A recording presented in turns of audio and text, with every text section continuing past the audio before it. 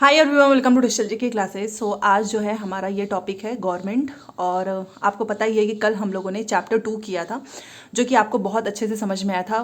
पूरा पैडागॉजी का पोर्शन था जिसमें हमने स्टीरियोटाइप, डिस्क्रिमिनेशन, आपका जो इनइक्वालिटीज़ था, जो प्रिजुडाइज था, उसको डिटेल में पढ़ा है। आज का ये टॉपिक जो है वो सरकार क्या है, गवर्नमेंट क्या है, कितने प्रकार के हैं, किस तरीके से काम करता है। तो ये सारे टॉपिक्स जो है एग्जाम में पूछे हुए हैं और मैं आपको लास्ट में क्वेश्चंस दिखाऊंगी इस टॉपिक से रिलेटेड। तो अगर आप बीच में क्लास स्किप करते हो तो फिर आपको समझ में नहीं आएगा। एंड में जो क्वेश्चंस होते हैं वो इसी से रिलेटेड होते हैं, टॉपिक वाइज होते हैं।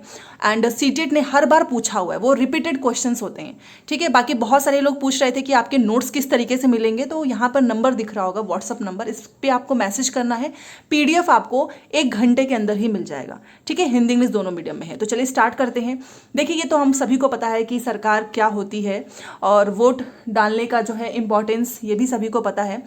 बट फिर भी इसको एक बार अच्छे से पढ़ेंगे ही, क्योंकि क्वेश्चंस बहुत ही छोटे छोटे पॉइंट से बन जाते हैं। ठीक है, तो देखिए यहाँ पर वही सारी जनरल इन्फॉर्मेशन लिखी हुई है कि हर एक देश को बहुत सारे डिसीजंस लेने के लिए या फिर कोई भी काम करने के लिए क्या होती है, सरकार की जरूरत होती है, ताकि कोई भी डिसीजंस जो है वो लिए जा सके। अब ये डिसीजंस जो है, चाहे वो सड़क बनाना हो, स्कूल बनाना हो, ठीक है, महंगाई बहुत ज़्यादा हो गई तो उसके जो भी सामान जो है बढ़े हुए हैं जिनके दाम, उसको किस तरीके से घटाना है, बिजली की जो आपूर्ति है उसको कैसे बढ़ाया जाए। तो बहुत सारे डिसीजंस लिए जाते हैं जिस पर जो है हमें सरकार की ज़रूरत होती है। और एक चीज़ और है, आपको पता है कि जो गरीबों की मदद करने के लिए या फिर कोई बीच बीच में आपने देखा होगा कि बहुत सारे योजनाएं आती हैं सरकार के द्वारा। ठीक है, कि गरीबों की मदद किस तरीके से करनी है, इन सभी चीज़ों में भी किसका रोल है, सरकार का। ठीक है, और इनके अलावा भी ये अन्य महत्वपूर्ण काम करती हैं, जैसे कि डाक और रेल सेवाएं चलाना। तो ये तो जनरल इन्फॉर्मेशन है जो कि सभी को पता ही होगा, पहले से ही पता होगा। अब देखो, सरकार का काम बस इतना ही नहीं है, देश की सीमाओं की सुरक्षा करना और दूसरे देशों से शांतिपूर्ण संबंध बनाए रखना, ये भी एक उनकी जिम्मेदारी होती है। ठीक है, और इनकी एक रिस्पॉन्सिबिलिटी है कि जितने भी जो है नागरिक हैं उनको भोजन हो गया, अच्छा जो है हेल्थ केयर जो फैसिलिटीज़ है वो मिले। जो भी डिजास्टर्स आते हैं, प्राकृतिक विपदा, अभी देखिए बीच में आया था ना दाना तूफान। ठीक है, खैर उससे ज़्यादा कुछ नुकसान नहीं हुआ, बट जब भी ये सारी चीज़ें आती हैं तो जो भी लोगों की सहायता करनी होती है, इसकी भी रिस्पॉन्सिबिलिटी गवर्नमेंट को है, चाहे वो सुनामी हो, भूकंप हो। ठीक है, अगर कहीं पे कोई विवाद भी होगा, कोई अपराध करता है तो लोग कहाँ जाते हैं, कोर्ट में जाते हैं। न्यायालय भी क्या हुआ, सरकार का ही अंग है। ठीक है, अलग ऐसा कुछ नहीं कि कोर्ट आपका अलग हो चुका है, वो भी सरकार का ही अंग है। इवन जो है सरकार इतना सब कुछ कैसे कर पाती है और सरकार के लिए इन कामों को करना क्यों जरूरी है, तो शायद आपको यह जानकर अचरज हो रहा होगा कि सरकार आखिर में ये सारे काम कैसे कर पा रही है और इनको आखिर में इसके लिए करना क्यों जरूरी है। तो देखिए, जब लोग इकट्ठे रहते हैं और काम करते हैं तो कुछ हद तक एक व्यवस्था की जरूरत होती है, अकेले तो नहीं हो पाएगा, जिससे आवश्यक निर्णय जो डिसीजंस हैं वो लिए जा सकें। कुछ नियमों की जरूरत होती है जो कि सब पर लागू हो। ठीक है, अब बिना नियम बनाए, अब मान लीजिए कि चाहे वो लाइसेंस हो गया, ठीक है, कुछ लोगों के पास हो, कुछ लोगों के पास ना हो, तो इसमें तो लोग मनमानी करेंगे अपना। तो इस तरीके कुछ ऐसे नियम बनाए जाते हैं जो कि सभी को मानना है, चाहे आप गरीब हो चाहे अमीर हो। ठीक है, उदाहरण के लिए संसाधनों के नियंत्रण और देश की सीमा की सुरक्षा की जरूरत होती है, ताकि लोग जो है सेफ फील करें।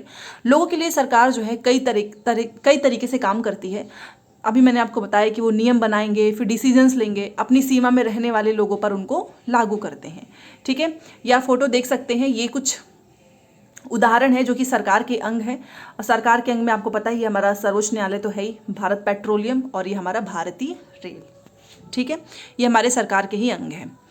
तो अब सरकार के आखिर में स्तर कितने होते हैं, तो देखिए सरकार के 3 स्तर होते हैं। एक आपका स्थानीय स्तर पर, मतलब लोकल लेवल पे। ठीक है, एक आपका राज्य स्तर पे, राज्य स्तर का मान लीजिए कि जैसे हरियाणा, असम, यूपी की जो गवर्नमेंट हो गई। एक आपका राष्ट्रीय स्तर पे। ठीक है, तो ये भी क्वेश्चन, ये वाला लाइन डायरेक्ट पूछता है कि सरकार की कितनी सारी अलग अलग चीज़ों के लिए जिम्मेदारी है। अब देखो, सरकार के इसलिए स्तर बनाए गए हैं ताकि हर एक लेवल पे जो है लोगों की रिस्पॉन्सिबिलिटी होगी, वो उस काम को अच्छे से कराएंगे। अब एक इंसान तो सारे पूरे हमारे राज्य को या फिर हमारे देश को नहीं संभाल सकता है। ठीक है, तो इसलिए सरकार जो है अलग अलग स्तर पे काम करती है, स्थानीय, राज्य और राष्ट्रीय। अब स्थानीय मतलब लोकल, इसका मतलब भी आप समझ गए होंगे कि ये गांव, शहर या मोहल्ले से है। अब राज्य स्तर का मतलब जैसे स्टेट हो गया, जो कि पूरे राज्य को ध्यान में रखेंगे। जैसे मान लीजिए हरियाणा हुआ, असम हो गया, कि ये सरकार क्या करती है, पूरे राज्य में काम करेगी। ठीक है, राष्ट्रीय स्तर की सरकार का संबंध हो गया पूरे देश से। तो अभी आज हम इस किताब में पढ़ने वाले हैं स्थानीय स्तर पर सरकार किस तरीके से काम करेगी। अगला जो हमारा चैप्टर होगा, क्योंकि इस चैप्टर में सिर्फ इतना ही दिया गया है, वो राज्य के स्तर पर और राष्ट्रीय स्तर पर, इन दो चीज़ों के बारे में हम पढ़ेंगे। तो स्थानीय स्तर पर सरकार किस तरीके से काम करती है वो हम देखने वाले हैं। तो चलिए वो देखते हैं। देखिए, सरकार एवं कानून। देखिए, आपको पता है कि सरकार ही कानून बनाती है और देश में रहने वाले सभी लोगों को वे कानून मानने होते हैं। केवल यही वह तरीका है जिससे कि सरकार काम कर सकती है। अब मान लीजिए कोई नियम ही ना हो, कोई कानून ही ना बनाए, तो लोग तो अपने ही हिसाब से सारी चीज़ें करेंगे। इसलिए सरकार क्या करती है, कानून बना देती है। फिर वो जो भी कानून है उसको हम सभी को मानना है। फिर चाहे आप किसी भी लेवल के अधिकारी हों, कोई नेता हों, या फिर आप अमीर हैं, गरीब हैं, आप सभी को, हम सभी को मानना है। सरकार के पास जैसे कानून बनाने की ताकत होती है, वैसे यह ताकत भी होती है कि लोगों को वो कानून मानने के लिए बाध्य करे। मान लो सरकार ने कानून बना दिया तो कुछ लोग सोचेंगे कि अरे बना ही दिया है, क्या मानने की जरूरत है। ऐसा नहीं है, वो आपको बाध्य करेगी, उस पर जुर्माना लगाएगी। अगर आपने वो चीज़ नहीं मानी तो आपको जेल में भी बंद किया जा सकता है। तो वो बाध्य करती है ताकि लोग जो है अपनी मनमानी ना करें। ठीक है, फॉर एग्जाम्पल एक कानून है कि गाड़ी चलाने वालों के पास लाइसेंस होना चाहिए। एंड अगर आप पकड़े गए कि आपके पास गाड़ी चला रहे हो और लाइसेंस ही नहीं है, तो आपको जेल की सज़ा भी काटनी पड़ेगी, जुर्माना भी भरना पड़ेगा। तो इस तरीके से सरकार क्या कर रही है, कानून तो बना ही रही है और आपको बाध्य भी करेगी कानून को मानने के लिए। ठीक है, तभी तो सारी चीज़ें अच्छे से चल पाएंगी। तो ये सारी चीज़ें यहाँ पर हमने देख लिया। अब यहाँ पर देखिए, अब ये जो सरकार है, हमारी गवर्नमेंट है, ये कार्रवाई कर सकती है। उसके अलावा अगर लोगों को लगे, मान लीजिए अगर आपको लगता है कि किसी कानून का ढंग से पालन नहीं हो रहा है, फॉर एग्जाम्पल आपको किसी जाति के आधार पर, धर्म के आधार पर, किसी नौकरी से, किसी व्यवसाय से बाहर निकाल दिया जा रहा है, तो आप कोर्ट का दरवाजा खटखटा सकते हैं। फिर कोर्ट आदेश देगी, ठीक है, कि ये काम सही से करना है, दोबारा से करना है।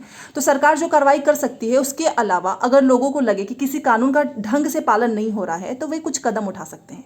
फॉर एग्जाम्पल अगर आपको लगा कि आपके धर्म या फिर जाति के कारण आपको नौकरी में नहीं लिया गया, तो आप कोर्ट जा सकते हो और यह दावा कर सकते हो कि कानून का पालन नहीं हो रहा है। तब हमारा जो कोर्ट है वो आदेश देगा कि क्या कदम उठाने की जरूरत है। ठीक है, यहाँ पर तो हमने देख लिया। अब सरकार के प्रकार हैं, वो कौन कौन से हैं देखिए। सरकार के प्रकार देखो, अगर मैं इंडिया की बात करूँ तो आप सभी को पता है कि हमारा लोकतांत्रिक देश है। तो लोकतांत्रिक देश में क्या होता है कि हम लोग क्या करते हैं कि बेसिकली जो है हम अपने प्रतिनिधि को चुनते हैं। ठीक है, बट अगर मान लीजिए कोई राजतंत्रिक, और इवन जो है सरकार अपने काम का पूरा ब्यौरा भी हमारे सामने रखेंगे, और कोई काम अगर उनका सही नहीं हो रहा है तो हम उनके अगेंस्ट में जो है शांतिपूर्ण धरना प्रदर्शन भी कर सकते हैं। कई बार लोग जो है अपनी बात मनवा भी लेते हैं। तो ये सारी चीज़ें तो हम आगे डिटेल में पढ़ेंगे। बट यहाँ पर जो चीज़ लिखा हुआ है कि आखिर में सरकार जो है, ये टॉपिक है सरकार के प्रकार। तो देखिए, इस प्रश्न का उत्तर इस बात पर डिपेंड करेगा कि आपके देश में सरकार कैसी है। ठीक है, ये भी तो है। मान लीजिए लोकतंत्र है, तो लोकतंत्र में तो लोग ही सरकार को यह शक्ति देते हैं, हम सभी तो पावर दे रहे हैं ना। वोटिंग होती है, हम लोग अपने मनपसंद का नेता चुनते हैं, फिर वो सारे नेता मिलकर एक, जिनको भी बहुमत मिल जाती है, उनकी सरकार बन जाती है। तो हमने क्या कर दिया है, सरकार को ही हम यह शक्ति देते हैं।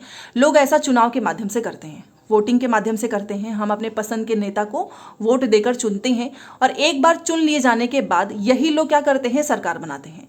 लोकतंत्र में सरकार को अपने डिसीजंस और उठाए गए कदम का आधार बताना होता है और सफाई देनी होती है। ऐसा नहीं है कि आप सरकार बन गए हैं तो आपकी कोई जवाबदेही नहीं है, आपकी कोई अकाउंटेबिलिटी नहीं है लोगों के लिए। ठीक है, आपको पूरी जवाबदेही देनी है, जो भी आप कदम उठा रहे हैं उसका आधार भी बताना है, सफाई भी देनी है। ठीक है, क्योंकि लोग ही तो चुन रहे हैं ना, लोगों ने अपने पसंद के नेता को चुना, फिर वो लोग मिलकर अपनी एक सरकार बना लिए हैं। ये तो चलो लोकतांत्रिक सरकार हो गई। बट एक दूसरे तरह की सरकार होती है जिसे हम बोलते हैं राजतंत्रीय सरकार।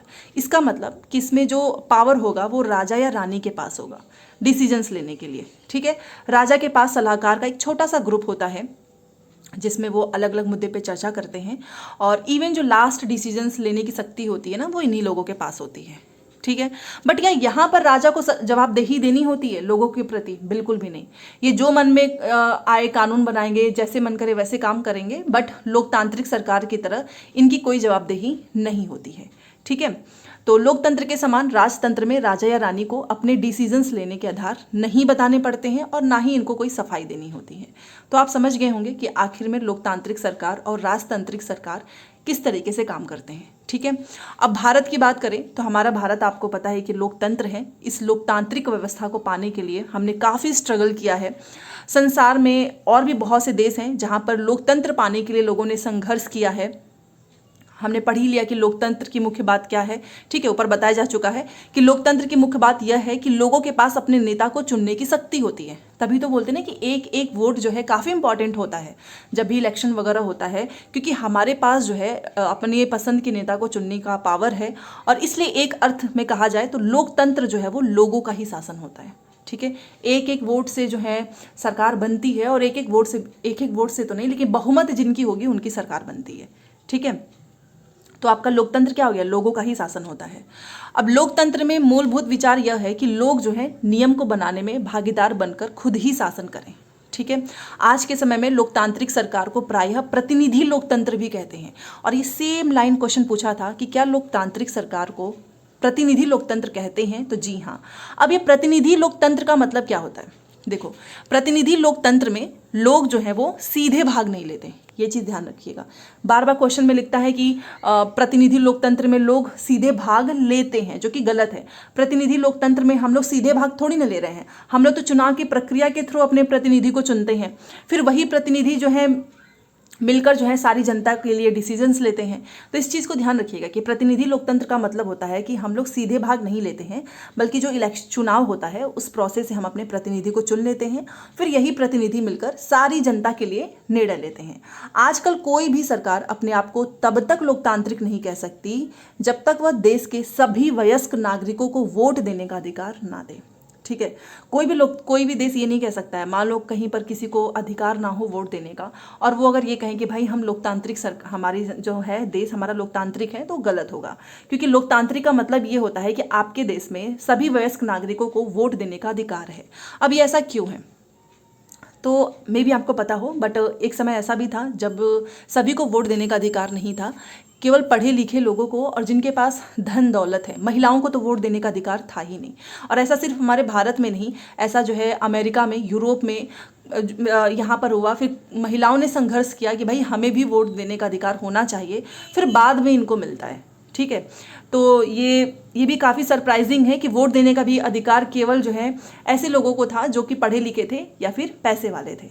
ठीक है, लेकिन आपको पता है कि वोट देने का अधिकार आज सबके पास है, पहले ऐसा नहीं था। और क्या आप विश्वास कर सकते हैं कि एक ऐसा समय था जब लोकतांत्रिक सरकारें जो हैं औरत और गरीबों को चुनाव में भाग नहीं लेने देते थे। फीमेल को तो वो भाग ही नहीं लेने देंगे, और गरीब हैं आप तो भी नहीं लेने देंगे। ठीक है, अपने शुरुआती दौर में सरकार जो है केवल पुरुष को, मतलब जो मेल थे उनको वोट देने देते थे, वो भी जो पढ़े लिखे थे। ठीक है, और जिनके पास अपनी प्रॉपर्टी थी। इसका मतलब था कि औरत, गरीब और अशिक्षित को वोट देने का अधिकार नहीं था। और ये लाइन भी पूछा था कि औपनिवेशिक समय में क्या सभी को वोट देने का अधिकार था या नहीं। तो ध्यान दीजिएगा, औरत, गरीब, अशिक्षित जो पढ़े लिखे नहीं हैं वो वोट नहीं डाल सकते हैं। तो आप समझ गए होंगे। तो इसका मतलब जो सरकार चला कौन रहा है, केवल कुछ गिने चुने जो पुरुष हैं वही बना रहे हैं, वही देश के नियम बना रहे हैं, उन्हीं के सहारे देश चल रहा है पहले के समय। फिर क्या हुआ कि भारत में आज़ादी से पहले बहुत ही कम लोगों को वोट देने का अधिकार था। आज़ादी से पहले की बात हो रही है, इसलिए जनता ने संगठित होकर इसकी मांग की। और ये पूरी की पूरी लाइन पूछी हुई है एग्जाम में, अभी मैं आपको दिखाऊंगी। पूरा का पूरा ये थ्योरी ही छाप दिया, इन्होंने मेहनत बिल्कुल भी नहीं की है। और पूछा था कि ये स्टेटमेंट किसने दिया है, अभी देखिएगा जो क्वेश्चन मैं आपको दिखाऊंगी। तो लोगों ने इसकी मांग की, गांधी जी ने भी और भी नेताओं ने जो है काफ़ी विरोध किया था ये जो अन्यायपूर्ण व्यवहार है, और उन्होंने भी जोर शोर से यह मांग उठाई थी। 1931 में यंग इंडिया पत्रिका, जो कि गांधी जी का ही है, इसमें इन्होंने लिखा, ये क्वेश्चन पूछता है कि यंग इंडिया पत्रिका किसका है, गांधी जी का। तो इसमें इन्होंने लिखा था, गांधी जी ने लिखा था कि मैं यह विचार तो बिल्कुल भी नहीं सहन कर सकता कि जिस आदमी के पास संपत्ति है वो वोट दे सकता है, लेकिन वह आदमी जिसके पास अपना चरित्र है पर उसके पास संपत्ति या फिर शिक्षा नहीं है, वो वोट नहीं दे सकता। या फिर जो दिन भर अपना पसीना बहाकर ईमानदारी से काम करता है वह वोट नहीं दे सकता, क्योंकि उसने गरीब आदमी होने का गुनाह किया है। ये पूरा का पूरा स्टेटमेंट पूछा था कि गांधी जी ने ये स्टेटमेंट किसने कहा है। तो यंग इंडिया पत्रिका में इन्होंने लिखा था, गांधी जी ने अपने विचार। ठीक है, तो सिर्फ भारत का ही ऐसा हाल नहीं था। आपको पता है कि वोट्स फॉर वुमेन, ये जो है यूरोप हो गया, अमेरिका हो गया, यहाँ पर भी महिलाओं और गरीबों को सरकार के कार्यों में भागीदारी के लिए संघर्ष करना पड़ा, क्योंकि इनको भी वोट डालने का अधिकार नहीं था। ठीक है। बट वही है ना, प्रथम विश्व युद्ध के दौरान ये ज़्यादा तेजी से मजबूती से पकड़ा, जब महिलाओं को भी वही सेम सारे काम करने पड़े जो कि पुरुष कर रहे थे। तब जाकर लोगों को लगा कि अरे हम लोगों ने तो महिलाओं को ऐसे ही समझ लिया था, एक रूढ़िबद्ध धारणा बनाई थी कि महिलाएं यह काम नहीं कर सकती, बल्कि महिलाएं तो सारे काम कर सकती हैं। ठीक है, तो एक तरीके का जो रूढ़िबद्ध धारणा लोगों ने बना रखा था वो भी जो है ख़त्म हो गया कि महिलाएं कौन से काम नहीं कर सकती। इस तरीके से महिलाओं को भी डिसीजंस लेने में समान रूप से योग्य माना जाने लगा। और महिला मताधिकार आंदोलन के साथियों ने सभी महिलाओं के लिए वोट जो है देने के अधिकार की मांग की थी। ठीक है, तो यहाँ पर बेसिकली अगर मैं आपको बताऊँ तो ये आपका जो है महिला मताधिकार आंदोलन हम इसे कहते हैं, जो कि अमेरिका और यूरोप में जो है महिलाओं और गरीबों को सरकार के कार्यों में भागीदारी के लिए संघर्ष करना पड़ा था। और प्रथम विश्व युद्ध के दौरान और मजबूती पकड़ी इस आंदोलन को हमने कहा महिला मताधिकार आंदोलन, या फिर अंग्रेजी में आप इसको बोलते हैं सफ्रेज मूवमेंट।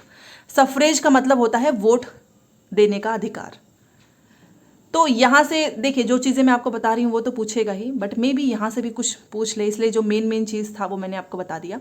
और ये फैक्चुअल चीज़ें कुछ आपको याद रखना है कि अमेरिका में औरतों को वोट देने का अधिकार 1920 में मिला है, और इंग्लैंड में कब मिला था तो 1928 में। ठीक है, तो ये पॉइंट्स आपको याद रखना है।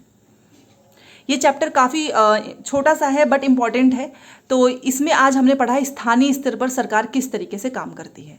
अब हम इसके आगे पढ़ेंगे राज्य स्तर पे भी और अपने राष्ट्रीय स्तर पे भी। तो चलिए पहले हम क्वेश्चन आंसर करते हैं, और लाइक शेयर सब्सक्राइब कर दिया करो। अब तो मैं उतना कहती भी नहीं हूँ, बट अगर आपका मन करे तो आप कर सकते हैं। जी, तो ये हमारा पहला ही क्वेश्चन है, आप देख सकते हो। देखिए, हम टॉपिक वाइज प्रीवियस क्वेश्चंस मैं आप सभी के लिए ढूंढ के लेकर आती हूँ, सो दैट आपका चैप्टर अच्छे से क्लियर हो। अब यहाँ पर देखो लिखा है कि भारत में सरकार के कितने स्तर मौजूद हैं, 3 हैं, अभी हमने पढ़ा। ठीक है, चलिए ये तो काफ़ी आसान था, तो इसमें आपको एमसीक्यूज इस तरीके से ढूंढने की भी जरूरत नहीं पड़ेगी। और ये आपका क्वेश्चन ज़्यादा पुराना नहीं है, 2021 का ही है। नेक्स्ट देखिए, ये आपका 2022 का है। इसमें पूछा है कि लोकतंत्र सरकार के अन्य स्वरूपों से एक बेहतर स्वरूप होता है, क्योंकि जैसे लोकतंत्र है वो सरकार का अन्य जो स्वरूप है ना उससे ज़्यादा बेटर होता है। क्यों? क्योंकि यह लोगों के प्रति उत्तरदायी है, जी हाँ, और यह प्रतिनिधि सरकार है, ये भी बात सही है। यह प्रत्यक्ष रूप से लोगों की सारी आवश्यकताओं को पूरा करता है, प्रत्यक्ष नहीं होगा। ठीक है, प्रत्यक्ष रूप से नहीं। सो ए एंड बी ऑप्शन हमारा ये सही होता है। ठीक है, चलिए नेक्स्ट देखिए, ये आपका 2015 में पूछा है, और ये क्वेश्चन इतनी बार रिपीट हुआ है, 15 में भी इतना डिटेल में क्वेश्चन। और इस चैप्टर से जो है पैडागोजी का क्वेश्चन बनाया गया है। देखिए लिखा हुआ है कि लोकतांत्रिक संस्थानों के बारे में जो छात्रों में एक तरीके का जो निराशावाद आ जाता है, उसको रोकने के लिए दिए गए 2 विकल्पों में से कौन सा जो है सबसे बेस्ट होगा। ठीक है, तो जो विकल्प यहाँ पर दिए गए हैं इसमें से आपको 2 बताना है कि कौन से सही हैं। लोकतांत्रिक जो संस्थान होते हैं उसी के बारे में छात्रों में आपको निराशावाद को रोकना है। ठीक है, कोई नेगेटिविटी ऐसी ना आए बच्चों के अंदर। तो पहला लिखा है कि हमको आदर्श कार्य और सिद्धांत पर बल देना चाहिए, जी हाँ, ताकि बच्चों के अंदर इस तरीके की चीज़ें ना आए, ये एकदम सही है। बदलते संस्थानों की असंभावना को इंगित करना, बिल्कुल भी नहीं, ये सारी चीज़ें हमें नहीं करना है कि ये असंभावना है या ये हो ही नहीं सकता है। इस बात पर जोर दें कि सामाजिक असमानता अपरिहार्य है, ये भी गलत होगा। सुविज्ञ जनता की भूमिका बताएं, मतलब कि आपको यहाँ पर बताना होगा कि देखो जो भी लोकतांत्रिक संस्थानें हैं बेसिकली उनको सारी इन्फॉर्मेशन होनी चाहिए, कुछ भी मिसकंसेप्शन या फिर ऐसी चीज़ें हमें नहीं बतानी है जिससे कि बच्चों के अंदर निराशावाद आए। तो ये पैडागोजी का क्वेश्चन इस तरीके से डिज़ाइन किया हुआ है, सोचिए। So option number A and D यही दोनों सही हैं। ठीक है, मतलब हमको कोई भी नेगेटिव चीज़ें बच्चों को नहीं बतानी है। चलिए नेक्स्ट देखिए, ये आपका 2021 में पूछा है, और इसी चैप्टर से कि भारतीयों के मताधिकार के बारे में निम्नलिखित में से कौन सा कथन सही है। तो सही वाला पूछ रहा है हमसे। लिखा है भारत में सार्वभौमिक वयस्क मताधिकार स्वतंत्रता से पूर्व भी था, क्योंकि साक्षर वर्ग के लोग उस समय भी मतदान कर सकते थे। सार्वभौमिक नहीं था, सभी को अधिकार नहीं था वोट देने का, सिर्फ और सिर्फ जो पुरुष, वो भी जो पढ़े लिखे थे या फिर और उनके पास प्रॉपर्टी थी। तो ये तो गलत हो गया। औपनिवेशिक भारत में किसी भी भारतीय के पास मताधिकार नहीं था, ये भी गलत। किसी भी नहीं, कुछ लोगों के पास नहीं था। नेक्स्ट, कुछ भारतीयों के पास औपनिवेशिक भारत में मताधिकार था किंतु सार्वभौमिक वयस्क मताधिकार नहीं था। यस, पुरुष के पास था जो पढ़े लिखे थे, जिनके पास पैसा था, बाकी सबके पास नहीं था वोट डालने का। सो ऑप्शन नंबर 3 देखा आपने। इसी चैप्टर से क्वेश्चन आपका 2021 में, इवन ही आपका 23 में भी पूछा हुआ है। ठीक है। अगला क्वेश्चन देखिए आपका 21 में पूछा हुआ है कि जो भारत का जो संविधान है वो हमें वोट डालने का अधिकार देकर क्या स्थापित करता है, सामाजिक लोकतंत्र या फिर राजनीतिक? सामाजिक नहीं, राजनीतिक। तभी तो देखिए वोट डालने का अधिकार हमारे पास है और हम अपने मनपसंद नेता को चुनते हैं, फिर वही लोग मिलकर क्या करते हैं, सरकार बनाते हैं। तो इसका किस में मेन वो है, राजनीतिक में है, सामाजिक में नहीं है। ठीक है, तो ऑप्शन नंबर बी। नेक्स्ट देखिए ये आपका 4 जनवरी 2022, और जो मैं आपको बोल रही थी ना कि सेम पूरी लाइन उतार दिया था इसने सीटेट ने एनसीईआरटी से ही, कुछ भी मिस नहीं है। मैं यह विचार सहन नहीं कर सकता कि जिस व्यक्ति के पास संपत्ति है वो वोट दे सकता है, लेकिन वह आदमी जिसके पास चरित्र है, संपत्ति या शिक्षा नहीं है, वो वोट नहीं दे सकता। जिसने दिन भर अपना पसीना बहाकर ईमानदारी से काम किया है वो वोट नहीं दे सकता, क्योंकि उसने गरीब आदमी होने का गुनाह किया है। ये गांधी जी ने 1931 में अपने यंग इंडिया पत्रिका में लिखते हुए अपने विचार को व्यक्त किया था। ठीक है, तो ये गांधी जी के पूरे स्टेटमेंट हैं जो कि एनसीईआरटी से हूबहू छाप लिया गया है। तो जो लोग एनसीईआरटी पढ़ रहे हो, यकीन मानो आपके सारे के सारे क्वेश्चन सही होंगे। हाँ, डिपेंड करता है कि आपने अपने नोट्स को कितनी बार पढ़ा है। जैसे कुछ स्टूडेंट्स जो मैंने उनको पीडीएफ वगैरह दिया है, उन्होंने उसका क्या किया, प्रिंट निकाल लिया, जो कि काफ़ी अच्छी चीज़ है, क्योंकि मेरे नोट्स बहुत ज़्यादा पेजेस में नहीं है, शॉर्ट एंड कंसाइज है। अदरवाइज किताब तो आपके पास है ही ना, तो इसलिए मैंने बहुत ही शॉर्ट एंड कंसाइज में बनाकर दिया है, तो उसका आप इजीली प्रिंट निकाल सकते हो। बहुत ज़्यादा खर्चा वैसे भी नहीं आएगा। वैसे भी नोट्स की प्राइस मैंने बहुत कम रखी है। अब वो प्रिंट लगाकर उसको अपने अकॉर्डिंग उसमें कुछ पॉइंट्स ऐड करते हैं। मान लीजिए कोई पॉइंट्स नहीं लिखा है या कुछ क्वेश्चंस उन्होंने ऐड कर दिया, उसका रिवीजन करते हैं और अपने स्कोर भी बताते हैं। तो जो लोग ये मेरे से पूछ रहे हैं ना कि किस तरीके से एसएसटी को पढ़ा जाए, यही तरीका है। टॉपिक वाइज पढ़ाई करते रहो, धीरे धीरे आपका सब कुछ तैयार हो जाएगा। ठीक है, तो ये आज की क्लास थी। बाकी मिलते हैं कल। और पॉलिटी अगर मैं आपको सच में बताऊं तो बहुत ही आसान है, इवन आपको इसमें ज़्यादा कुछ याद नहीं करना है। और इतने छोटे छोटे चैप्टर है ना कि आप चाहो तो 7 दिन में 6-7 मिनट की पूरी पॉलिटी कंप्लीट कर सकते हो। ठीक है, नोट्स भी देखिए मैंने आपको केवल 66 पेजेस के ही दिए हैं पॉलिटी के। सोचो, ये आप 2 से 3 दिन में पूरे पेजेस कंप्लीट कर सकते हैं। तो चलिए, क्लास कैसे लगी कमेंट करके बताओ, एंड जो भी डाउट्स होगा तो प्लीज़ कमेंट करके आप पूछ सकते हो। But like, share, subscribe and comments करके जरूर बताना। मिलते हैं नेक्स्ट क्लास में। Thanks for watching.